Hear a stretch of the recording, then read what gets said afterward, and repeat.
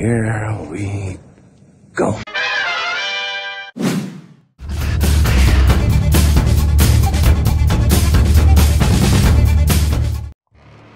Ladies and gentlemen, I have got a great video for you today. My name is Mike from the Super Wheeler Bros, and we have got today for you a review for King Arthur Legend of the Sword.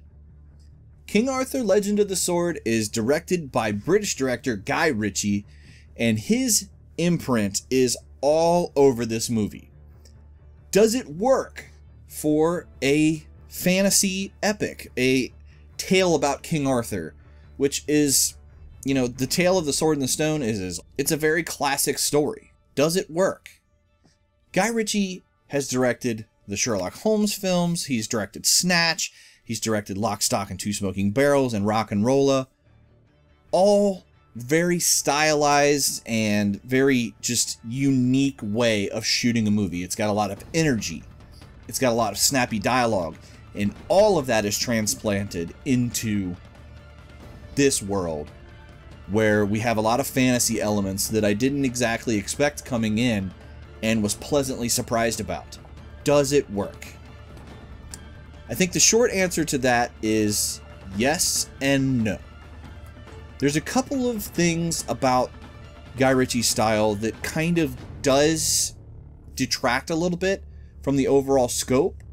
He uses a lot of montage sequences, you know, that really fast-paced, fast-edited way of explaining how something happened, where instead of showing you, they basically just tell you in a couple of spots, and it kind of takes away from the flow and the pacing of the movie.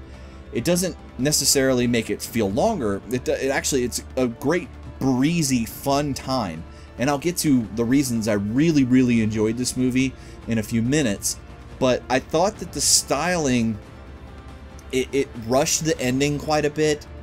I guess this is where I'll get my nitpicks of the movie out of the way, and it mostly had to do with Guy Ritchie's styling, and I thought that the ending was definitely rushed, and it didn't feel as earned as it should have, and it's mostly because of the kind of the strange montage type way that Guy Ritchie chose to show things. What he did excellent was, this is a gorgeous looking movie. It looked spectacular. It was mostly done on real sets. There's very little CGI. What CGI there is hit and miss. Some of it is just spectacular. Some of it is a little bit not so well done. But it doesn't take away from just how freaking fun this movie is. And it's a movie that I think audiences will enjoy, but I'm not 100% sure critics will really get on board with. The last time we got a King Arthur movie, it was directed by Antoine Fuqua, and it was a very serious, kind of real-world take on the King Arthur story. And I think it's a really underrated one as well. It's another one that critics kind of didn't love. I think that there is this fondness for Excalibur and the Sword and the Stone and just the type of fantasy epic that was, and I think that we're not remembering, you know, that there is different ways to tell a story, and I thought that is the big thing that Guy Ritchie allows, because the dialogue is just crisp and on point and funny. This movie is so funny. I thought that there was a lot of great character interaction and just that snappy dialogue that you realize, that way of telling a story from like Snatch and Sherlock Holmes and things like that, and it works really well. And I just thought that, you know, it feels like maybe this was a little bit better way to tell the story. We've seen this story countless times, and this is a fresh way to tell it, and I'm definitely interested to see. I know they said that they're planning on making many films in this universe, so I'm interested in that for sure. I think the big question people are going to have about this movie is, how does Charlie Hunnam do? He's the lead character. He basically dropped out of 50 Shades of Grey to not only perform the end of Sons of Anarchy, which is what he's best known for as Jax Teller, to jump right to this instead of going to 50 Shades of Grey. By the way, great decision. Those movies are awful. This one is not. And I hope that it's a little bit critic-proof, because it seems like, just judging by early reaction, critics aren't really loving it, but I think audience were. I mean, I got to see it in an advanced screening a few weeks ago, and pretty much everybody I was there with really enjoyed the movie. They were doing a lot of, you know, after the fact interviewing, and everything that I heard, of course, you know, you never know, people may be lying at that point to talk to, you know, reporters from the studio, but it seemed to me like the reaction was really, really positive. And for myself, Charlie Hunnam is the reason this movie works. He's a sympathetic lead, but he's also just extremely charming. And I thought that this could be the star-making turn that he needs, that Pacific Rim kind of wasn't. And coupled with this and The Lost City of Z, he really has got a really good, strong foundation for 2017 working for him. And I thought that this movie is a really good star-making turn for him. He's charming. He handles the action extremely well. It's said that he bulked up about 20 pounds for this role, so he took it extremely seriously. Looks awesome. I know that a lot of people will really complain about the style of people's hair and just the clothes they're wearing. It didn't bother me one bit. I mean, that is about the last thing I think about. You know, of course, set design, which was immaculate, and wardrobe is important, but this is a fantasy epic. This is not something that really happened. So are we really so worried about the clothing? This is about a powerful sword that, when wielded by the lineage of the Pendragon family, is able to do great things. And I just think that it's ridiculous for anyone to kind of have that kind of mindset. But Charlie Hunnam was awesome in this movie. And that goes for basically the whole cast, actually. We have a huge cast of excellent actors. I thought that bringing in the fantastical elements with the mage, played by Astrid Burgess Frisbee, I probably butchered that, I'm sorry, but she was really ethereal and just had a presence about her. A very, very cool, mysterious character.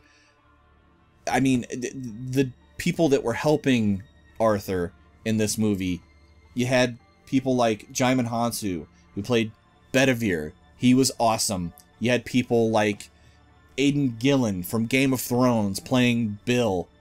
He was the marksman with the arrows. He was awesome. There were so many great characters, and then, you know, all of the awesome people that, you know, were with Arthur while he was kind of growing up in the brothel and getting that kind of amazing backstory going. You've seen this movie before as far as the story's told. It's definitely retreaded ground, you know.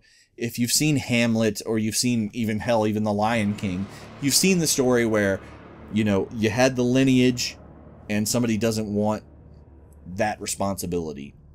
And it takes the dastardly villain played by Jude Law as Vortigern. It was Vortigern who murdered your father. Uther, who was played by the amazing Eric Bana, who, while he has limited screen time, has huge presence in this movie. It takes that villain, this conniving, sniveling villain who is not a physical match for our hero, but is just very cunning, very ruthless, and has other ways around physical confrontation in order to get the better of our hero. It takes that to really push him, and just the dastardly things that he does. There's a few emotional scenes. I wouldn't say that there's kind of a disparity in the tone. There's a fun tone that knows when to get serious. And I thought that that was really, really executed well. So overall, though it was a familiar story, it did a great job of telling that story in a different way. And I loved the fantastical elements. I loved the effects when Arthur's trying to wield Excalibur and he cannot handle the power right away, and it just continues to show him flashbacks of his father's demise and just the emotional stuff that brings up. But the effects, once he's able to wield the sword, are freaking awesome. And I really enjoyed the action. I enjoyed the style. It was really great. And while I'm praising things that I thought that was really awesome, the score by Daniel Pemberton was so great. I really enjoyed the music. It got you pumped up. It was definitely emotional when it needed to be emotional. I thought that the score was excellent. The music was awesome. I gotta tell you, I had a really, really fun time with King Arthur Legend of the Sword. It's not perfect. It has some major, major flaws in the way that the story was paced out, but it's so entertaining and fun, and the action is fun. The characters are so much fun. I just really, really enjoyed myself, and I really overlooked the story kind of faux pas, especially the ending itself just felt rushed and not earned. I think that's my biggest nitpick with this movie, and it definitely drags it down a notch or two, because I felt like it could have had definitely more emotional impact rather than just being, you know, cool kind of CGI fest. And there was a little bit of a bit there that very much confused me. And without going into spoilers, which I won't do, it just it didn't exactly have enough punch at the end. And that's really the big nitpick. But I had an absolute blast with this movie. And for that reason, if I was going to score King Arthur Legend of the Sword, I am going to give it an 8 out of 10. It borders right there in between being a 7 and an 8, and because I enjoyed it so much, and I'm a huge fan of everybody involved in this movie, especially Charlie Hunnam, who I've followed ever since Sons of Anarchy and Green Street Hooligans, if you guys don't remember that movie with Elijah Wood and Charlie Hunnam. Guy Ritchie is one of those directors that I absolutely love. So I'm going to give it the benefit of the doubt because I had an absolute freaking blast with this movie. Comes out on Friday. Tell me what you guys think of this movie in the comments below. I loved it. I hope that you guys really enjoy it too. If you guys don't for some reason though, leave your comments below. Tell me why you didn't like it. If you enjoyed this review, don't forget to smash that like button. If you would like to see more reviews just like this and all of our other segments on the channel, don't forget to hit that subscribe button. Tons and tons more are coming to you in the near future. I should have a little bit more time to bring out some different segments. Hopefully you guys will be able to see that and enjoy that. So don't forget to subscribe. My name is Mike from the Super Wheeler Bros, and as always, my friends, have yourselves a super week.